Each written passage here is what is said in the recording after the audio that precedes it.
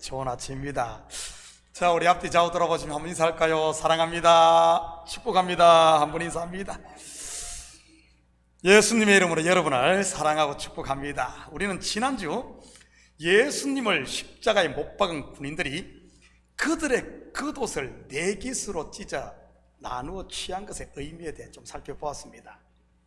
성경에서 옷이 갖는 의미가 무엇이라고 했습니까?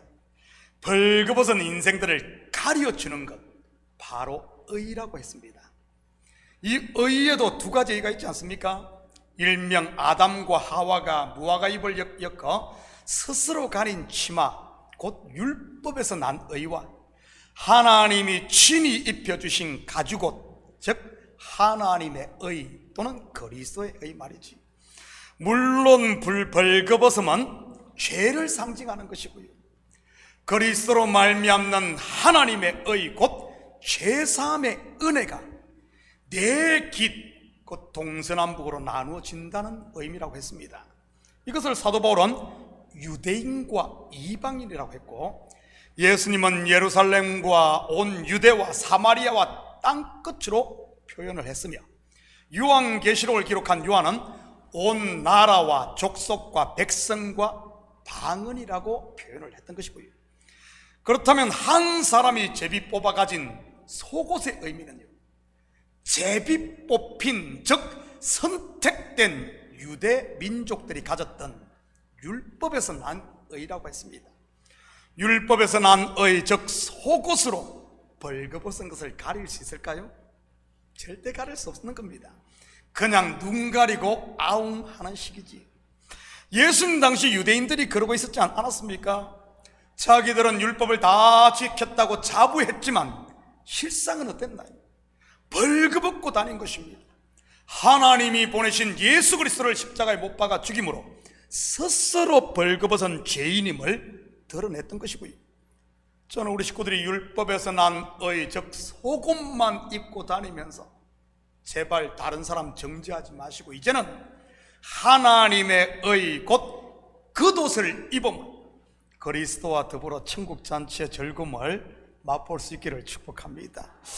그리고 난의 구절도 하나 공부를 했는데 기억하십니까? 여자여, 아니 자기의 어머니 마리아를 어머니라고 부르지 않고 여자여라고 부른 것 말입니다. 어떤 의미라고 했습니까? 성경에서 여자가 갖는 의미가 뭐죠? 교회요, 성도인 것입니다. 바로 교회여, 성도여, 네가 하나님의 자녀로 거듭난 것이 그냥 된 것이 아니라 하나님의 아들의 죽음으로 임하여 된 것이다 라는 의미라고 했습니다. 바로 십자가의 해산의 고통을 통해 말이지. 우리는 구원을 은혜로 받았다고 합니다. 100번 맞습니다. 그런데 그 은혜를 베푸신 하나님은 값을 치른 것입니다. 어떤 값이죠? 독생자를 십자가에 내어준 값, 곧 죽음의 값인 것이지. 풀 프라이스, 온전한 값을 다 치르고 우리를 산 것이지. 뭐 한국 사람들이 좋아하는 깎지도 않고 차나 집을 사듯이 매달 나눠서 월부로 산 것도 아니고 원타임으로 말이지. 그것을 영어로는 redeem, 뭐죠? 구속, 대속이라고 하는 것이고요. 그렇다면 여러분의 값은 얼마입니까? 프라이슬리스, 환산 불가입니다. 영원한 생명을 얻은 저와 여러분을 어떻게 값으로 환산할 수 있겠습니까? 그렇지만 굳이 환산을 한다면 나는 얼마짜리죠? 얼마짜리예요? 예수짜리입니다. 하나님의 독생자 예수를 주고 산 하나님의 아들들입니다. 왜 시장에서 물건값 흥정할 때 그러지 않습니까? 아줌마, 이거 얼마짜리예요? 얼마짜리예요? 여러분 얼마짜리죠? 예수짜리. 그리고 마지막 드셨던 신포도주, 즉 썰개를 탄 포도주, 어떤 의미를 가지고 있다고 했습니까? 써서 마실 수 없는 마리아의 인생, 마라의 인생, 이런 마리아들을, 저주를 친히 짊어지고 떠난 아사셀 염소의 모습이라고 했습니다. 아사셀의 뜻이 뭐죠? 떠나보냄, 완전한 제거, 바로 저와 여러분의 죄를 동에서 서가 먼 것처럼 완전히 떠나보낸 것이지. 흰 눈보다 더 희게, 양털보다 더 희게 깨끗하게 제거하신 것입니다. 얼룩 하나 남지 않게 말이지. 얼룩 이야기하니까 생각나네요. 우리 변성길 집사님 감사합니다. 우리 성가대 가운을 다 우리 집사님이 그거 갖다가 다 해가지고 지금 성가대 성가대 가운이 나는 거 이런 것들을 또 우리 성찬하는 모든 것들을 우리 집사님이 항상 얼룩 하나 없게 아주 깔끔하게 하죠. 제거해 주시고 감사를 드립니다. 오늘은 예수님의 시체를 장사하는 이야기가 소개되고 있어요. 그것도 비교적 자세하게 말이지. 같이 살펴보면서 이 속에 담긴 영적인 의미들을 같이 만나보도록 하겠습니다. 31절입니다.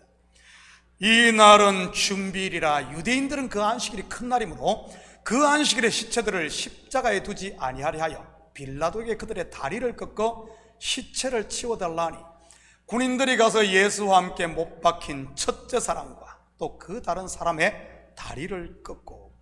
여러분, 지금 시기적으로 이때가 언제죠? 지난주에도 말씀을 드렸는데 6월절 절기인 겁니다. 6월절은 영어로 패스오버, 즉 이스라엘 백성들이 430년 동안 애굽에서 종살이 하다 해방되어 나온 날을 기념하는 절기입니다. 특히 유대인의 시간 계산은 좀 독특하지 않습니까? 하루의 시작이 어떻게 되죠? 저녁이 되며 아침이 되니, 뭐죠?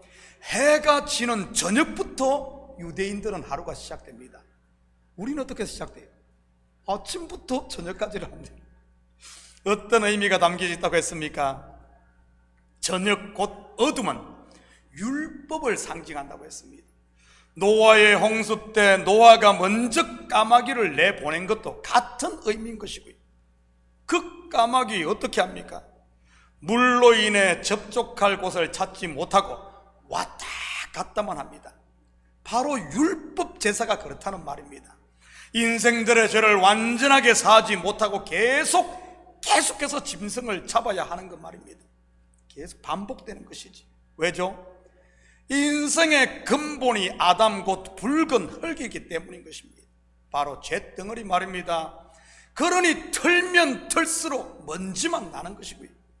율법이 바로 우리의 죄인임을 드러내 알게 하는 것이고요. 저녁이 되고 아침이 되니, 아침은 어떤 의미라고 했습니까? 바로 은혜를 상징하는 것입니다. 노아의 홍수 때 까마귀 다음에 보낸 새가 뭐죠? 비둘기를 의미하는 히브리어가 무슨 줄 압니까? 요나입니다. 선지자 요나가 비둘기라는 뜻이지. 비둘기는 내보냈더니 어떻게 됩니까? 감람 잎사귀를 물어다 주고 다시는 돌아오지 않습니다. 물론 감람 잎사귀는 물이 감했다는 굿뉴스, 복된 소식이요, 다시 돌아오지 않았다는 말은 저주가 풀렸다는 말이요, 죄가 사함받았다는 의미요, 해방되었다는 뜻이고요. 마치 아사셀 염소가 백성들의 죄를 지고 광야로 멀리 떠났듯이 말이지.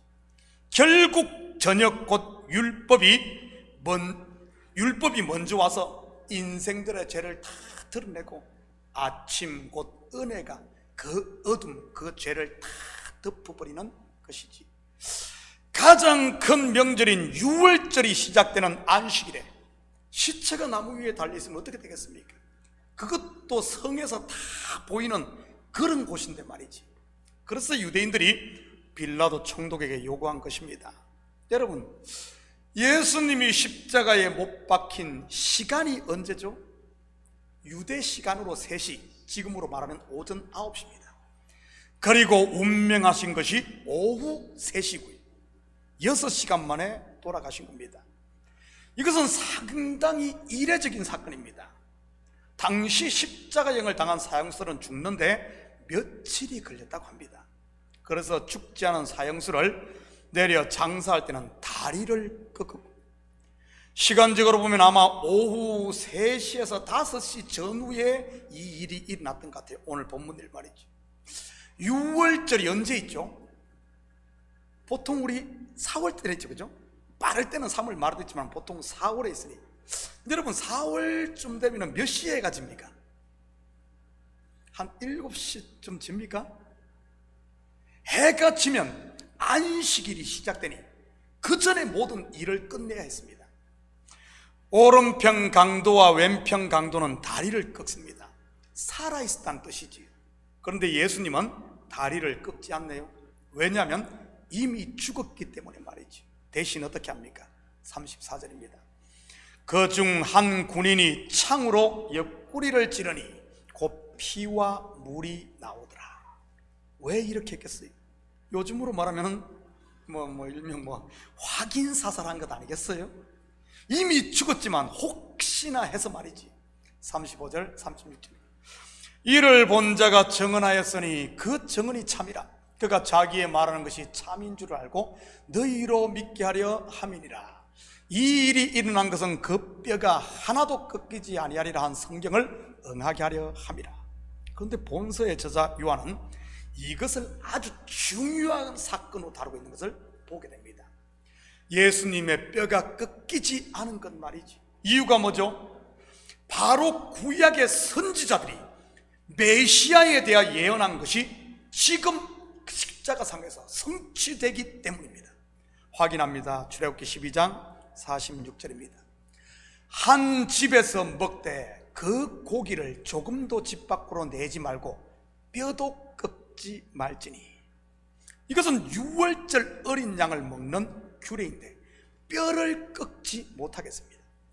예수님의 뼈가 꺾이지 않았다는 말은 지금 예수님께서 유월절 어린 양으로 돌아가셨다는 그런 의미를 담고 있는 겁니다. 유월절 어린 양이 죽어 그 피가 문지방과 임방에 뿌려짐으로 죽음의 천사로부터 이스라엘 백성들이 보호를 받고, 또한 그 밤에 430년 애굽 종살에서 해방되어 나오지 않습니까? 애굽의 모든 장자가 죽는 그 밤에 말이지. 우리야 그냥 성경에 기록되었으니 그런갑다 할지 몰라도 당시 유대인들은 어떻겠어요? 매년 지켜오던 유월절 제사였지 않습니까? 유월절 때마다 양을 잡았고요. 그런데 그 양을 잡을 때 금기가 바로 뼈를 깎지 않는 것과 고기는 반드시 집 안에서 먹고 남는 것은 불에 태우는 것이었습니다. 세례 요한이 예수 그리스도에 대해 증언한 것이 뭡니까? 보라, 세상 죄를 지고 가는 하나님의 어린 양, 유월절 양이거든. 여기서 말하는 양은 유월절 어린 양인 것이고요. 한 군데도 봅니다. 시편 34편 20절입니다.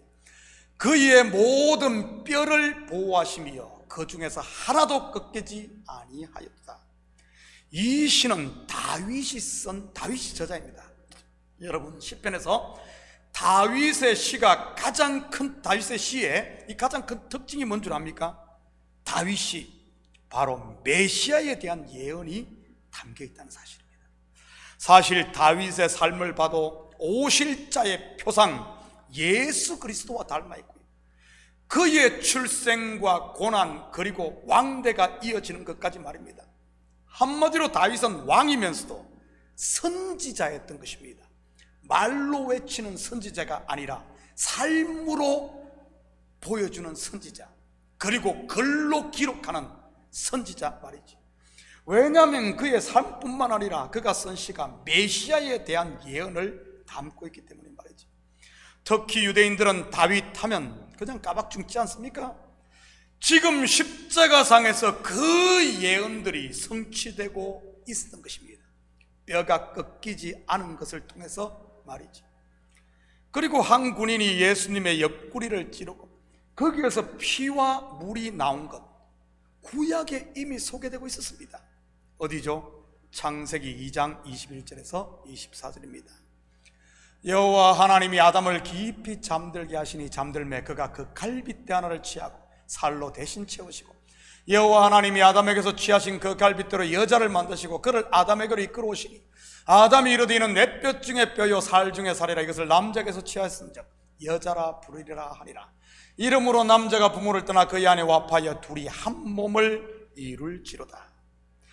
바로 하나님께서 아담의 배필 하와를 만드는 사건인 것입니다. 갈빗대를 취하려면 어떻게 해야 합니까? 옆구리가 뚫려야 하는 겁니다. 그리고 만들어진 것이 여자인 것이고요. 물론 성경에서 여자는 교회 곧 성도를 말하는 것이고요. 둘째 아담이신 예수님의 옆구리에서 나온 것이 뭐죠? 피와 물입니다.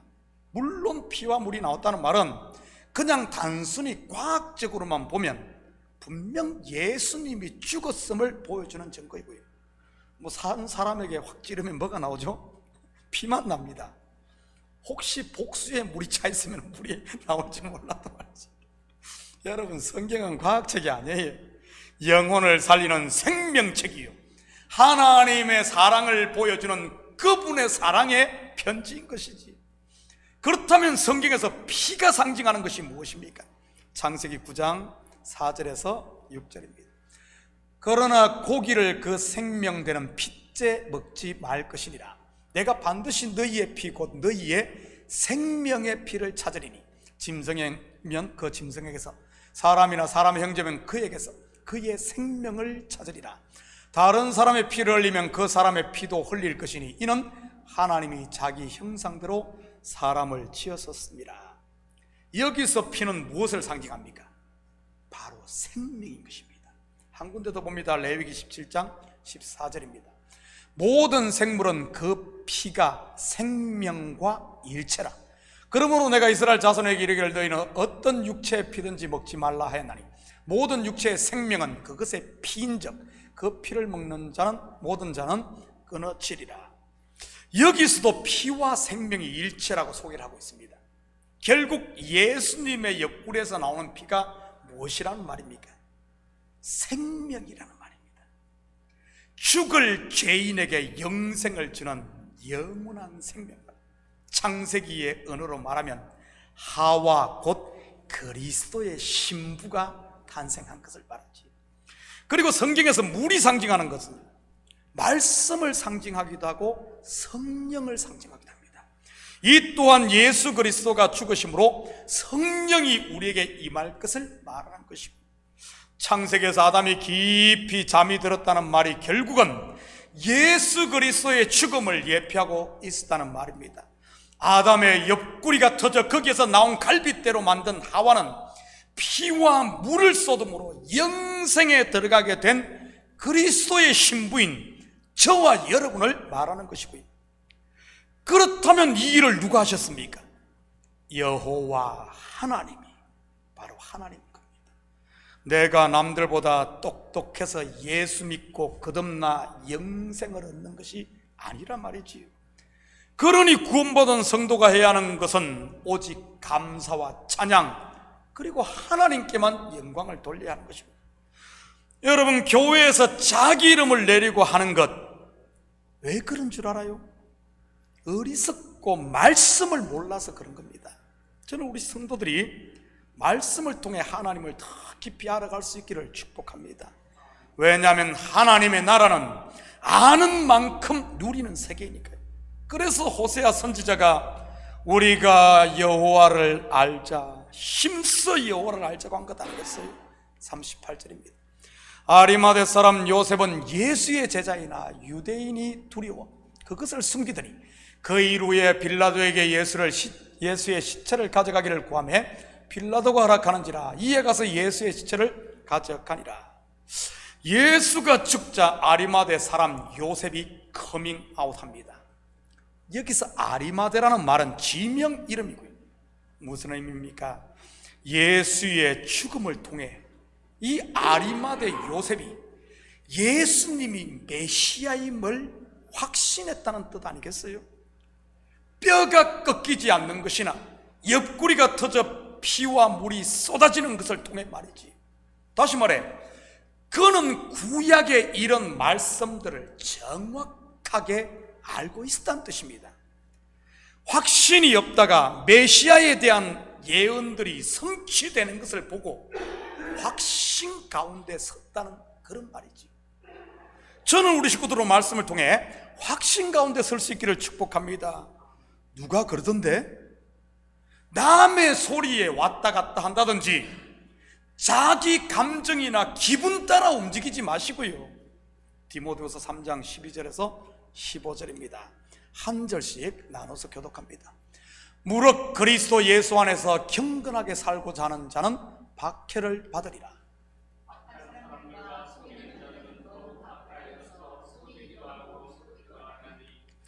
그러나 너는 배우고 확신한 일에 가라. 너는 네가 누구에게서 배운 것을 알며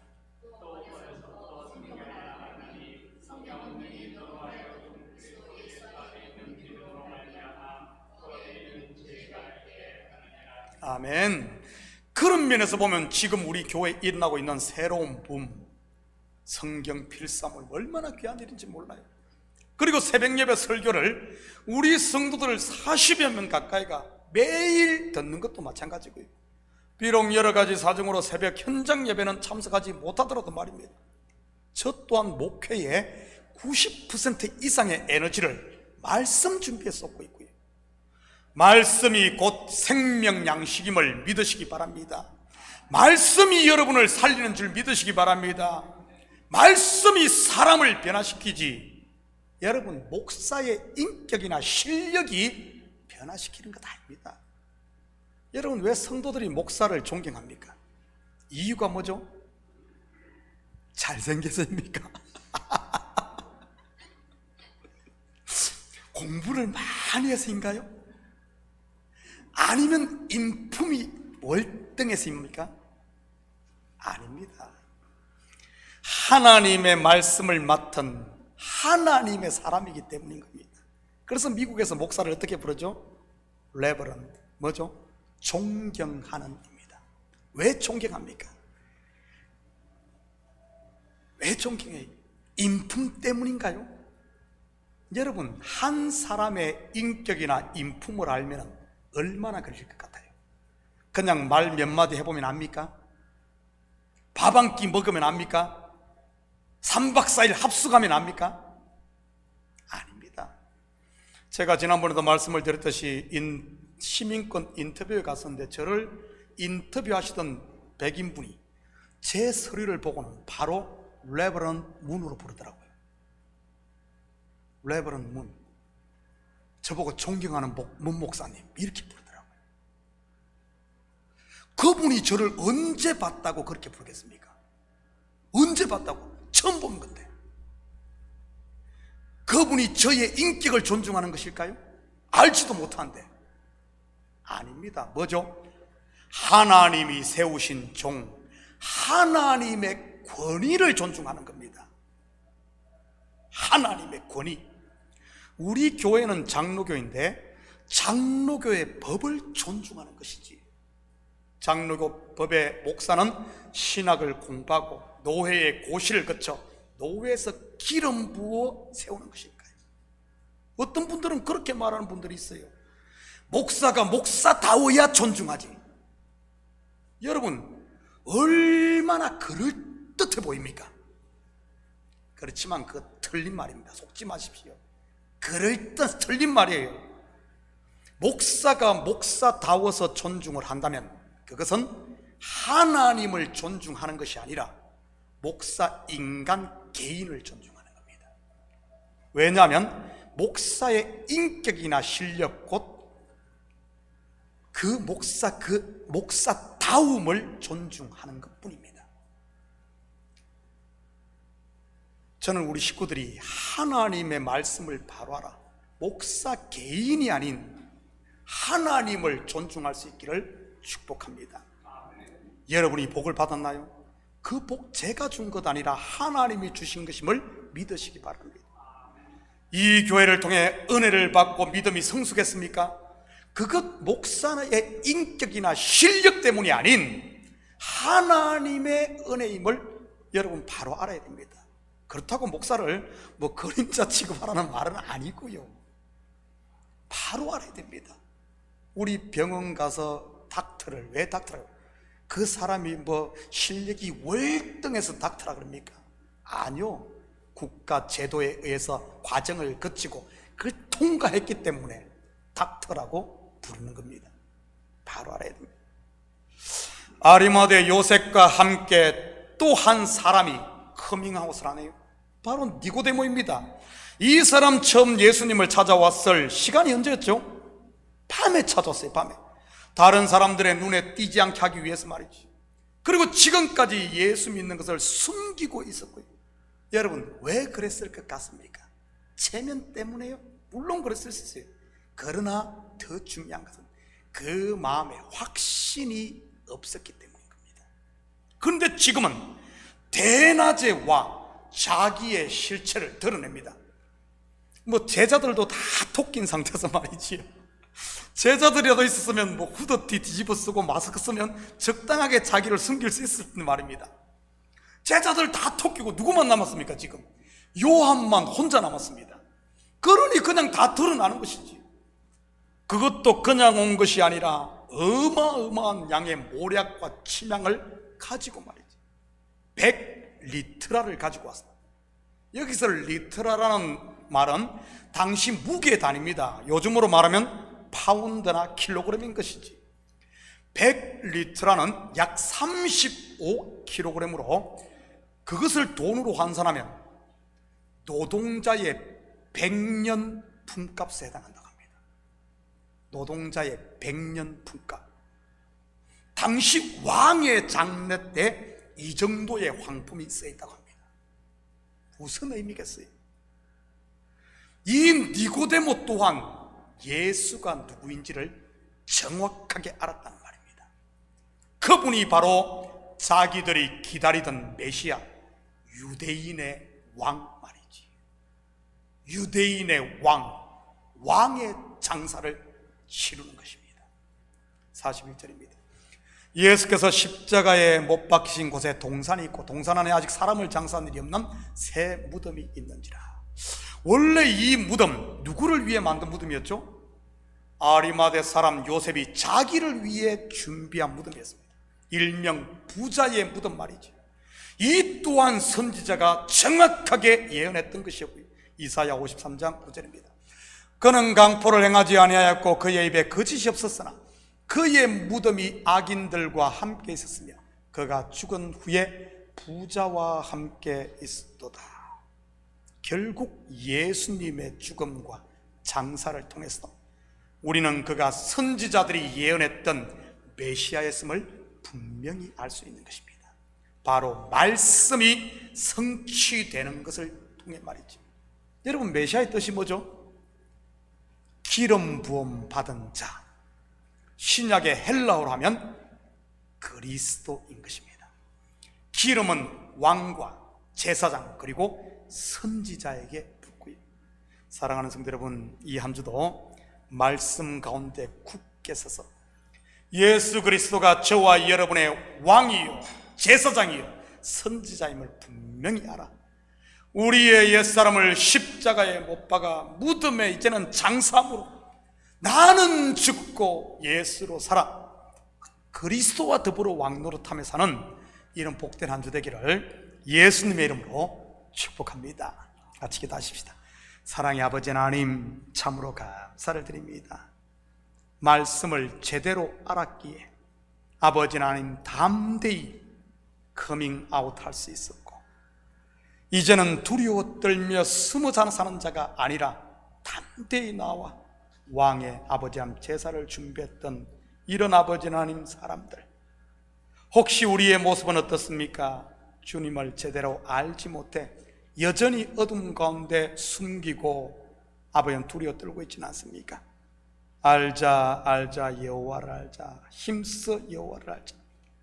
예수 그리스도가 만왕의 왕이시오 만주의 주이심을 알고 이제는 그분 앞에 우리의 모든 것을 내려놓고 이제는 주님 안에서 자유함을 누리며 살게 도와주시옵소서. 감사드리며 예수님의 이름으로 기도드립니다. 아멘.